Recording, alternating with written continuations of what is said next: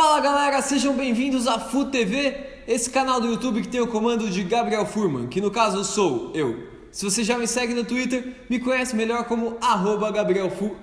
Agora, se você não segue, aproveita, segue lá pra gente trocar uma ideia sobre futebol de base, futebol, enfim. O que você quiser falar, a gente troca uma ideia lá no Twitter. Esse era pra ser um dos Fala da Base mais legais até agora. Provavelmente o Fala da Base mais legal até agora. Porque eu consegui entrevistas exclusivas com o André Jardine, técnico do Sub-20 do São Paulo, com Marquinhos Cipriano, artilheiro do Paulista Sub-17 pelo São Paulo, com Gabriel Bocchio, jogador do Red Bull Brasil Sub-17 também. Mas não tem como nada ser feliz depois do que aconteceu com a Chapecoense. É uma tragédia imensa, assim, uma tragédia, ela não é nem imensa, ela é imensurável. Não dá pra você medir o que é isso. São tantos fatores que deixam essa história triste, que deixam essa história comovente, que você imagina que era esse time da Chapecoense para aquela cidade de Chapecó, com pouco mais de 200 mil habitantes. O quanto essa cidade não abraçava esse time, o quanto esse time não levantava a moral da cidade, o quanto esse time não era importante para aquelas pessoas. E a gente vê pela mobilização que está acontecendo por lá em Santa Catarina, o quanto esse time era importante, o quanto esse time mudava a vida de muita gente, mudava o dia de muita gente. Jogadores com menos de 25 anos de idade, vivendo os melhores momentos das suas vidas. Jogadores que já passaram dos 25 anos, vivendo finalmente a realização do sonho de ganhar notoriedade no futebol nacional, disputando uma final de um campeonato continental.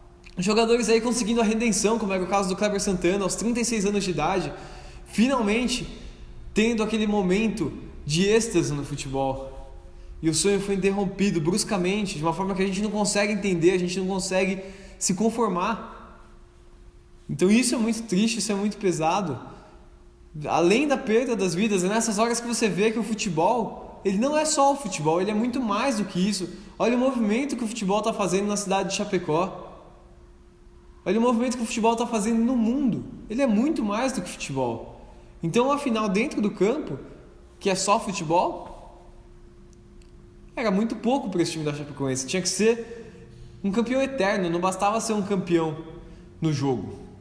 E eu não vou esquecer como eu tive a notícia desse trágico acidente. Eu acordei às 7 da manhã, minha mulher veio para mim e disse: o avião da Chapecoense caiu. E na hora eu demorei um pouquinho para raciocinar. Falei, o avião da Chapecoense caiu, será que eles morreram? Eu achei que eu estava sonhando, achei que eu não tinha acordado ainda. E na hora eu falei pra minha esposa, falei, meu Deus, eles iam jogar a final. Foi esse o primeiro sentimento que eu tive. Falei, cara, tá interrompendo o sonho dessas pessoas, sabe? A conclusão da jornada deles, assim. Então, é difícil, cara, você ver sonhos terminarem dessa forma. A perda também de todo mundo, né? Não só dos jogadores aí, da tripulação, dos jornalistas, dos meus colegas de trabalho, pessoas com quem eu trabalhei de verdade. Óbvio que eu não era amigo íntimo deles, mas eu trabalhei, eu passei pouco mais de um ano ali na Rede Globo. Trabalhei como estagiário de produção aos meus 20 anos de idade, 7 anos atrás isso, como estagiário de produção ali no Sport TV. Eu conheci o Ari, que foi o cinegrafista que faleceu nesse acidente. Que, curiosamente, né, como o destino é louco, você pensar que ele era justamente o cinegrafista que mais gostava de colorir os céus. E ele fez o Planeta Extremo, né, a obra-prima dele. O cara tirou tudo que ele podia tirar da câmera ali. Era um cara que tinha uma visão diferente. A câmera ela era uma extensão dos olhos dele, porque era o jeito que ele tinha de fazer com que a gente olhasse para o mundo do jeito que ele olhava, que a gente olhasse para o céu do jeito que ele olhava. Então ele coloria o céu pra gente poder assistir. Ele coloria o céu pra gente ver. E não dá pra não pensar que agora o Ari ele vai continuar colorindo o céu pra gente ver de uma outra forma, né? Ele não tem muito o que falar. Acho que a gente tem que lembrar sempre, quando a gente assistir os lances desses jogadores nessa Sul-Americana, foi que eles jogaram pela Chapecoense, para botar a Chapecoense na história. E eles conseguiram. Então, a partir de agora, a Chapecoense tem que jogar para honrar a história deles, para sempre. Porque eles nunca vão ser esquecidos.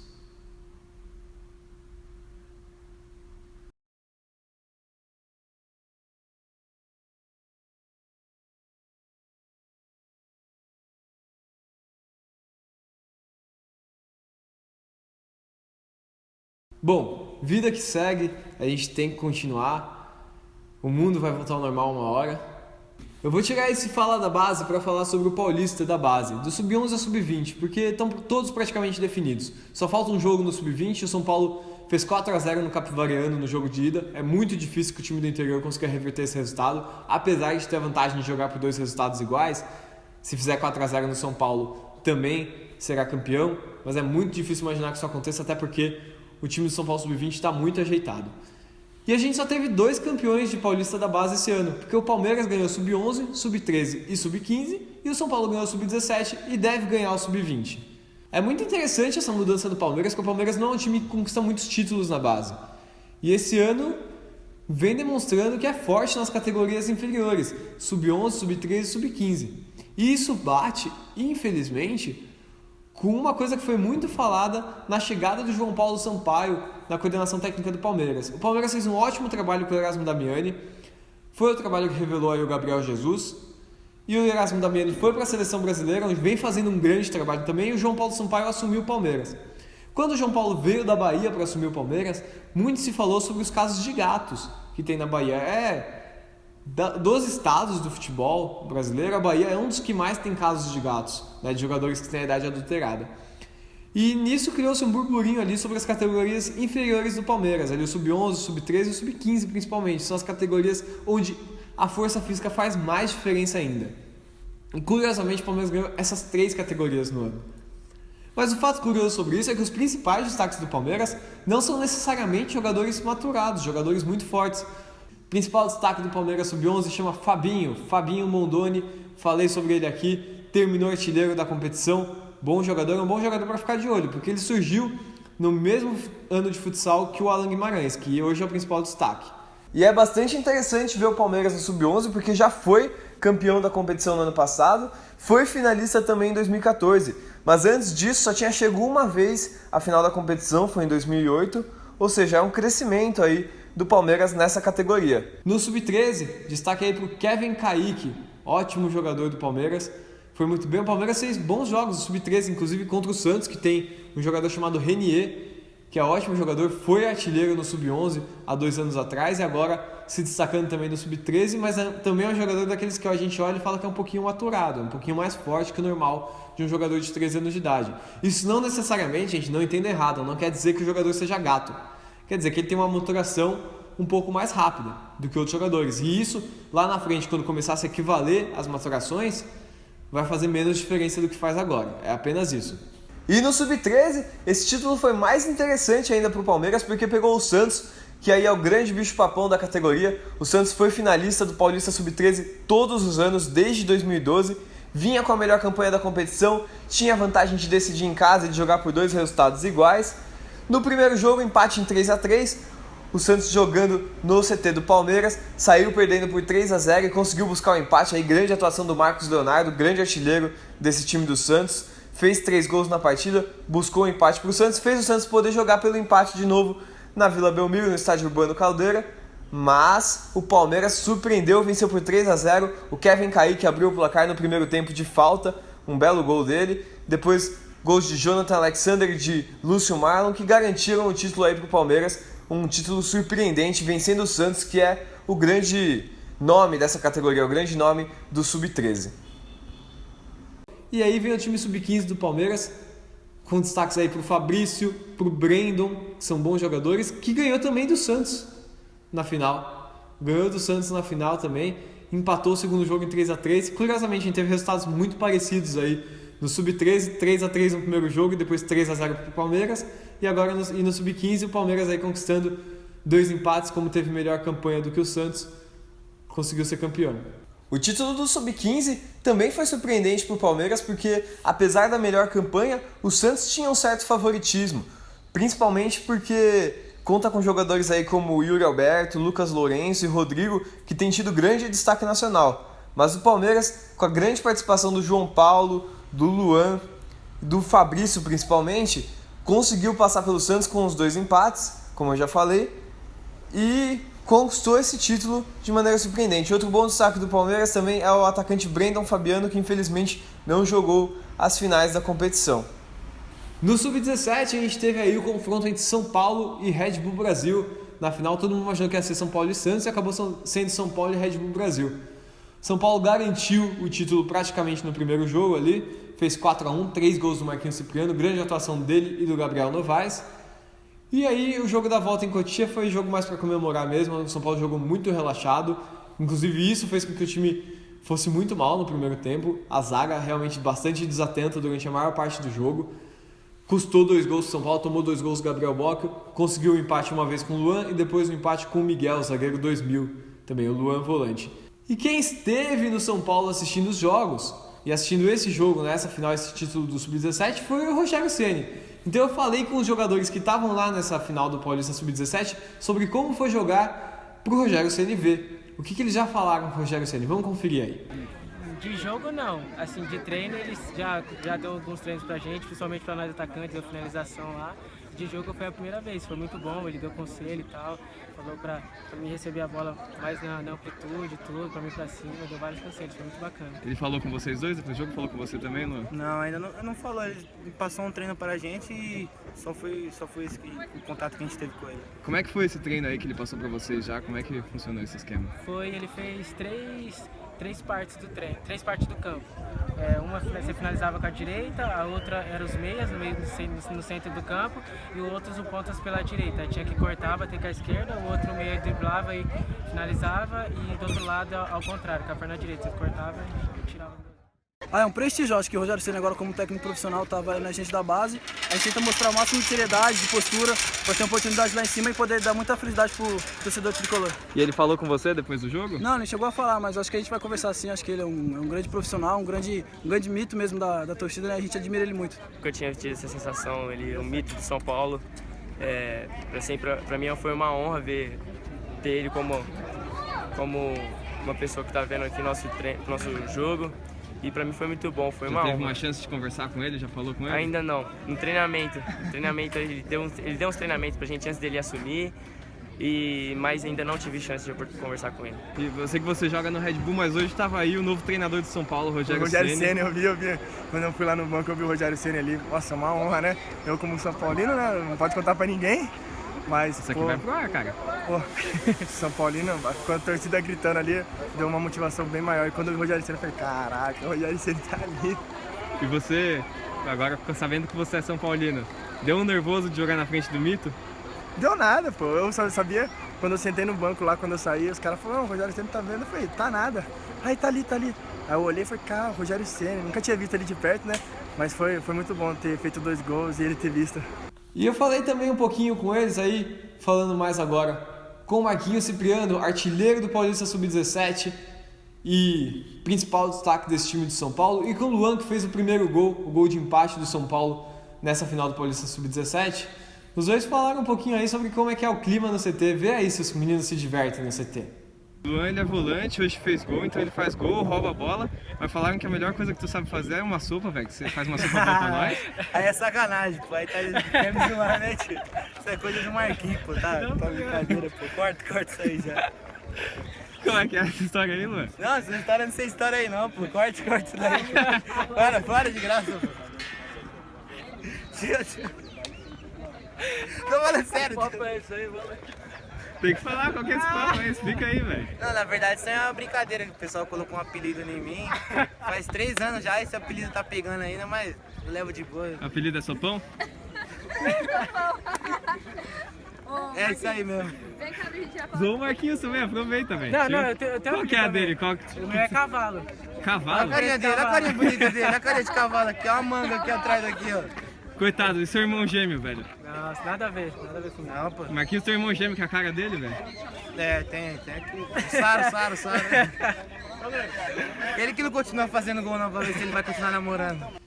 Quem falou comigo também foi o Igor Gomes, um dos destaques desse time de São Paulo, cresceu bastante nesse ano. Confere aí o que ele falou sobre o ano dele no Tricolor. Esse ano aqui foi mágico pra mim, como todos sabem, acho que eu não comecei a titular no time.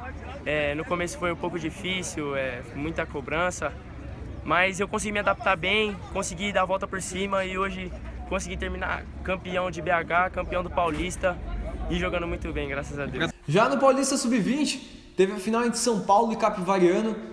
O São Paulo aí venceu por 4-0 o Capivariano, tricolor jogando com muitos jogadores de 9-6, e o Jardine conversou comigo depois do jogo e explicou por que ele jogou com tantos jogadores 9-6. Os meninos 9-6 não tinham ganhado nenhum Campeonato Paulista na sua trajetória de base, então a gente colocou como meta lá no início do ano de que o Campeonato Paulista seria uma das prioridades. A gente está muito perto aí realmente de conquistar e bater uma meta importante que vai coroar esse final de ciclo de base para essa geração 96. A gente hoje era um jogo simbólico para alguns deles, né? Que a gente sabe que o ano que vem vão estar no profissional. Os 9-6 com certeza hoje foi o último jogo, né? Nesse campo aqui, que foi um campo onde eles cresceram aqui dentro. Boa parte deles tem mais tempo de São Paulo do que de casa, né? Eles cresceram aqui dentro, realmente se sentem em casa e tinha todo esse lado emotivo hoje, né? Para eles. E o PR, apesar de não ser 9-6, a gente tem a certeza de que ele o ano que vem vai estar no elenco profissional e também possivelmente tenha sido o último jogo dele aqui. Eu estava apenas agradecendo, né, toda a entrega que ele teve, a humildade que ele teve para reconhecer que tinha muito a evoluir.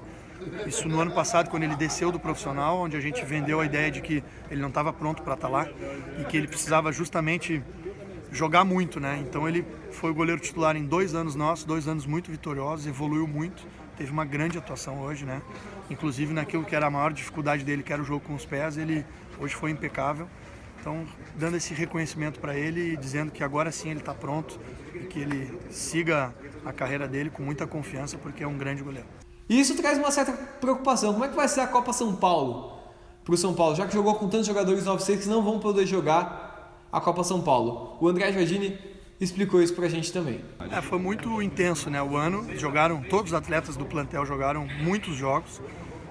Praticamente a nossa equipe que vai jogar a Copinha foi a equipe que fez a melhor campanha da primeira fase do Campeonato Paulista, jogando praticamente todos os jogos, né? E inclusive alguns jogos da Copa Paulista, né? Quando começou a Copa do Brasil, a gente entregou a Copa Paulista para o time mais jovem, que aí realmente resultado não conseguiu ter, mas ganhou muita experiência porque era um desafio de uma diferença de força bastante grande e eles tendo que se superar e crescer e evoluir, né? Então a expectativa é muito boa, é claro que eles não têm a mesma rodagem da equipe 9-6, mas é uma geração muito promissora. A Copa Ipiranga vai servir bem para eles? Vai, a gente está colocando essa Copa do Sul como uma competição preparatória. Realmente a gente vai lá para se preparar para a Copa São Paulo, sem pensar muito no resultado dela. O ano passado foi assim, a gente acabou ganhando, mas realmente o resultado nessa competição está em segundo plano. A gente está indo para treinar muito e encontrar uma equipe capaz de fazer uma grande campanha na Copa São Paulo. Ontem o Sub-17 do São Paulo ganhou o bicampeonato consecutivo do Paulista também. Você tem pretensão de usar algum jogador Sub-17 na Copinha já? Com certeza, né? Os principais destaques já devem ir, inclusive, para a Copa do Sul, né? O Marquinhos Cipriano está na lista. Novaes? Deixa eu lembrar, tem mais um. O Gabriel, né? O Gabriel atacante. Possivelmente na lista da Copa São Paulo ainda apareçam mais alguns, né? Como alternativa. É uma geração muito talentosa, né? E também vitoriosa, então com certeza a gente vai valorizar. E claro, como não poderia faltar, Rogério Ceni estava lá também assistindo a final do Sub-20, que ganhou por 4-0. E o André Jardine falou como é que tem sido a relação dele com o Rogério Ceni nesses últimos tempos, desde que o mito foi oficializado como treinador do São Paulo. A gente está muito feliz porque o Rogério está nos valorizando demais, né? No momento que o treinador do profissional vem aqui para Cotia assistir os jogos, e eu estou há 2 anos aqui no Sub-20, não aconteceu, não tinha acontecido nenhuma vez. E o Rogério, ele não veio um dia só aqui, né? Deve ser o 10º dia que ele vem aqui, já viu uma semana inteira de treino, veio de novo ver o jogo, ontem ele veio ver o juvenil também. Então esse interesse do treinador do profissional, e não por ser o Rogério, se fosse qualquer um, a gente está se sentindo valorizado, os meninos também. E quem tem a ganhar isso realmente é o São Paulo. Já rolou uma troca de ideias? Já rolou um treino do Rogério por aqui? O Rogério é um cara muito aberto e a gente com certeza vai ter muitas oportunidades para trocar ideia, né? De treino, de ideia de jogo. Ele está disposto a isso e com certeza a gente, com muita humildade, vai estar sempre querendo aprender e trocar ideia com ele. Então, muito feliz de estar se sentindo valorizado. E com certeza o Rogério vai levar quando começar o seu trabalho, vai levar uma quantidade de informação aqui de Cotia suficiente para, quando usar os meninos, usar os certos na hora certa, os meninos que estão mais prontos. e eu espero que essa interação realmente esteja só no começo. É isso, nós tivemos só 2 campeões paulistas na base esse ano. Só Palmeiras e São Paulo ganharam, o Palmeiras sub-11, sub-13, sub-15, o São Paulo no sub-17, muito provavelmente deve vencer o sub-20 também. E mais uma vez eu quero deixar aqui a minha mensagem de força para a Chapecoense, para as vítimas, né, para os familiares das vítimas dessa tragédia horrível. E lembrar mais uma vez, né, vamos sempre lembrar que esses jogadores jogaram para colocar a Chapecoense na história. E eles conseguiram. Agora é a vez da Chapecoense jogar para manter a história desses jogadores viva.